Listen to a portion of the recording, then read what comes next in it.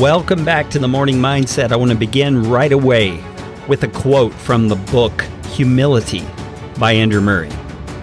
He says, "Humility is not something which we bring to God or that He bestows on us.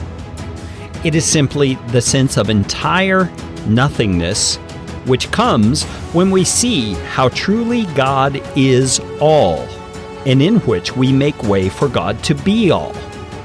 When the creature realizes that this is the true nobility and consents to be with his will, his mind, and his affections, the form or vessel in which the life and glory of God are to work and manifest themselves, he sees that humility is simply acknowledging the truth of his position as creature and yielding to God his place."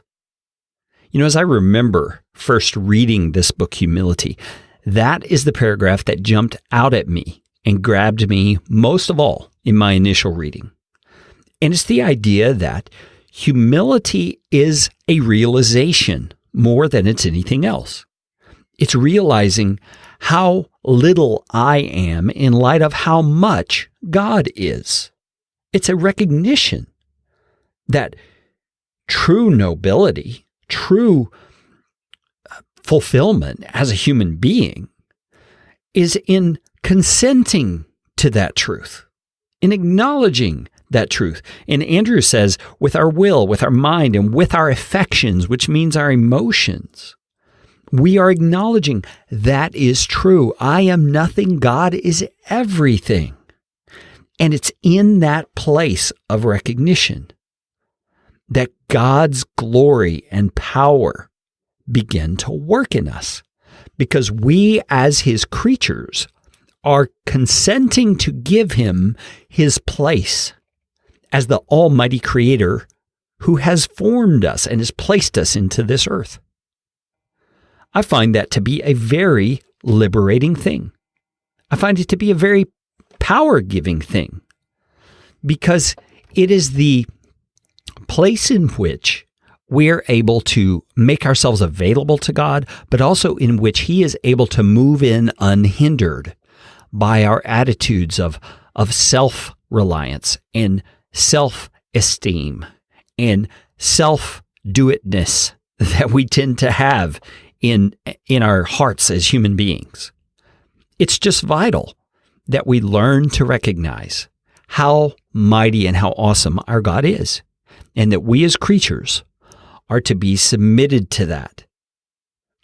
You see, as we pursue a life that honors God, humility should be one of the chief marks, one of the chief identifiers that he has indeed begun the transformation of our lives that he initiated at the cross. Because humility reflects the character of Christ, the one who now lives in us. You see, I think that humility does not have the place of importance in the church by and large that it should have. And if you continue reading this first chapter that I've been reading from in the book Humility, Andrew Murray goes on to say that. He's saying many of us confess that our experience has been kind of blah, not very powerful. Our place as Christians has been one of frustration and a lack of zeal or power. And his diagnosis, with which I agree, is that it's because we're not humble before God. Instead, we're trying to do things on our own. We're trying to take it upon ourselves to live out the life that he instructs us to live. But my friends, we are not to make it happen on our own. We are to put our place in the place of a creature before its creator, of the helpless in front of the one who can actually do the work for us. And that is Jesus Christ, the humblest of all, who gave himself not only to serve us, but to come and live within us, the likes of us, humans, just frail, failing, faltering people. Yet he consents to live within us, to empower us, and to make us all that we are supposed to be.